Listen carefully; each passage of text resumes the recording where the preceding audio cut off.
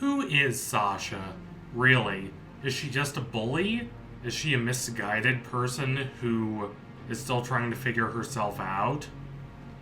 Is she someone stuck in a difficult position and who doesn't really know what to do and who doesn't entirely understand the consequences of her actions?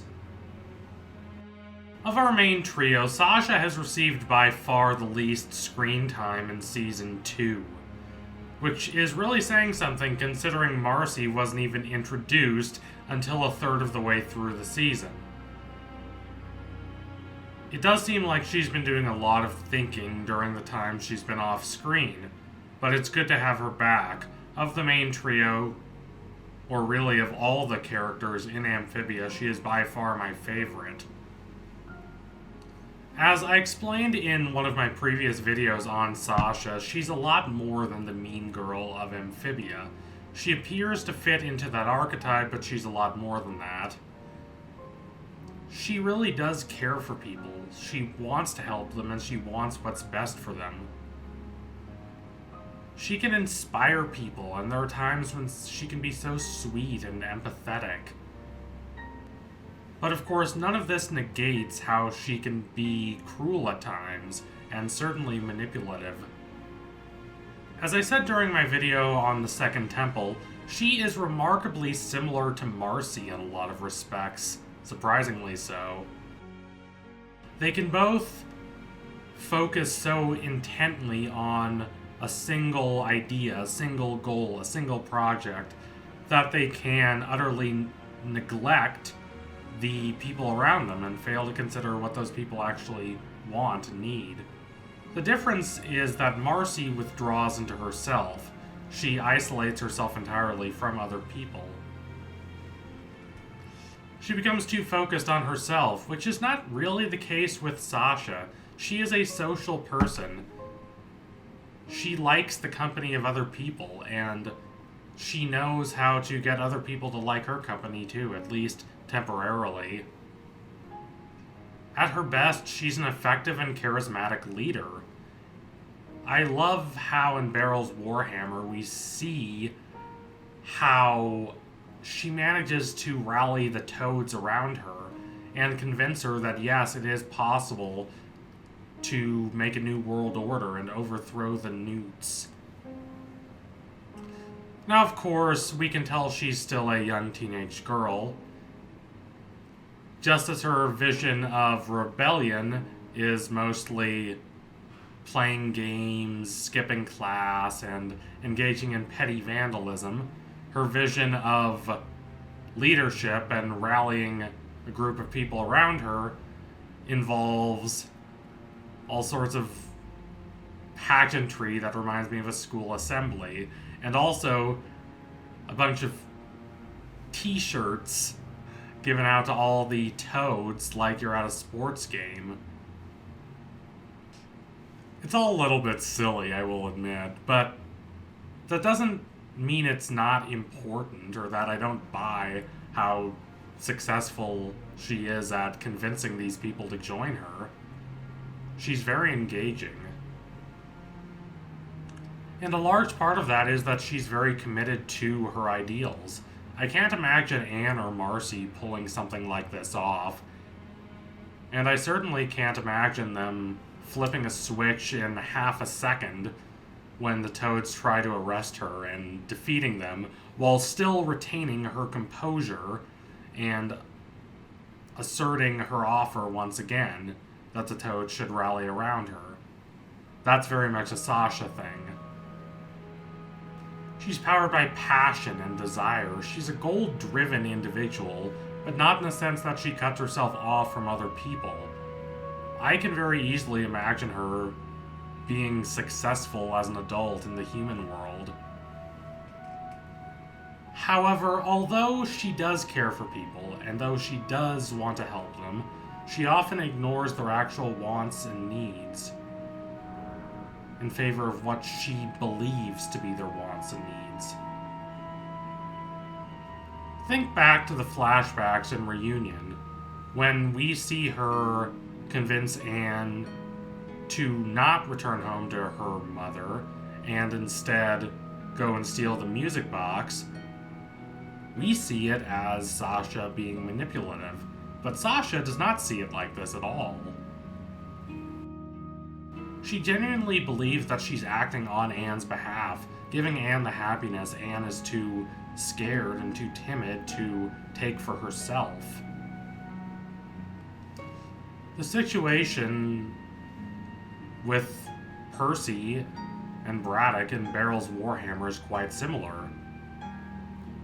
She wants to do what she believes is best for those around her without considering what those around her actually want. Admittedly, the situations are not exactly the same. It's much easier to be sympathetic towards Sasha in Barrow's Warhammer. I don't quite know if I would, if I were in her position, want to go back were I in striking distance of the Warhammer I'd come all this way for. To turn back would have been very difficult, and there's no guarantee that it would have even been safer than just fighting the creature, because they had already angered it by that point. And of course, once they actually start fighting the creature, it would have been very hard at that point for Sasha to just turn around and stop fighting it. Even though that might have been what Percy and Braddock would have wanted, because she had much more pressing concerns in front of her, like preventing herself and those around her from dying. So there's a certain sort of callousness to Sasha assuming their desires are less important than hers. She really believes that everyone would want what she wants if they just weren't so dang scared and timid and bashful. Marcy ignores the well-being of those around her out of ignorance. She just gets so focused on whatever's in front of her. Sasha tends to ignore the well-being of others out of what I would call an ambition to fulfill her desires, but what someone less charitable towards Sasha than me might call a desire to have absolute control, and to be willing to manipulate everyone else around her toward her goals, and subordinate all those around her to her personal will. Like with Marcy, this is not conscious. She's very pleasant and friendly most of the time. She genuinely has a tender heart. She can even be goofy and dorky, as we saw with her kawaii poses this episode. That said, she becomes a different person when she's desperate. Normal Sasha is really not all that different from Anne or Marcy. It's easy to see how they're friends. Desperate Sasha becomes much more assertive, much more passionate, and that can be a good thing, but it can also lead to her not caring for the feelings of those around her. At the end of Barrow's Warhammer, she succeeds, but it's a bit of a Pyrrhic victory as Percy and Braddock, who had believed in her, decide they can't trust her anymore and they leave.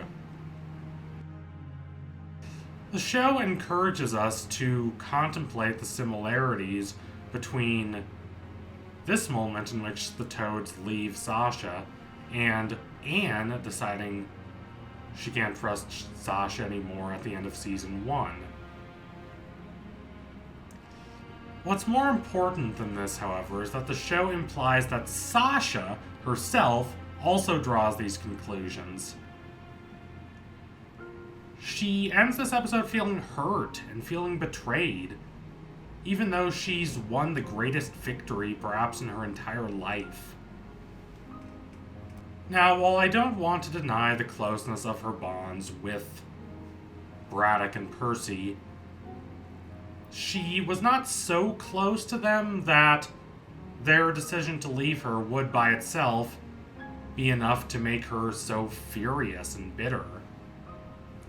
We know she's angry at Marcy and Anne for moving on without her. She said as much in the episode earlier. So seeing that pattern repeat itself with Percy and Braddock has got to be devastating for her. Despite her compassion and despite her empathy for other people, she still manages to hurt those she loves and cares about. When Anne leaves her at the end of Season 1, she's shocked. And not shocked just in a, oh, how dare you disobey my commands kind of way, but in a, I can't believe I've made you feel this way. I can't believe I've hurt you like this, and I don't really understand what I've done to make you feel so hurt and betrayed by me kind of way. Sasha will have to change if she wants to regain Anne's friendship. She will have to basically learn the same lesson Anne learns in the Second Temple, which is that empathy, while nice and important and essential, is not enough. One also needs to take responsibility for one's own actions and the effects they have on others. I hope Anne gives Sasha another chance. I really like Sasha as a character, and it's great drama watching her work through her feelings of guilt, fear, anxiety, and betrayal. So thank you all for watching. If you liked what you saw today, don't forget to like, comment, and subscribe. Donate to my Patreon if you can and you want to see more videos like this. Keep watching Amphibia, and, as importantly, keep watching Sasha. She's just such a dynamic character. She's more flawed than Anne, and that's a big part of what makes her more interesting. She doesn't have all the answers, and she doesn't always do what's right. Though she is capable of hurting people, she's also charismatic and proactive, and she really does want to help those around her. I'm really interested to see where the show takes her character. Anyway, tune in soon for my next analysis. It will be coming soon. Promise you all that. Thank you all again. Adios, comrades.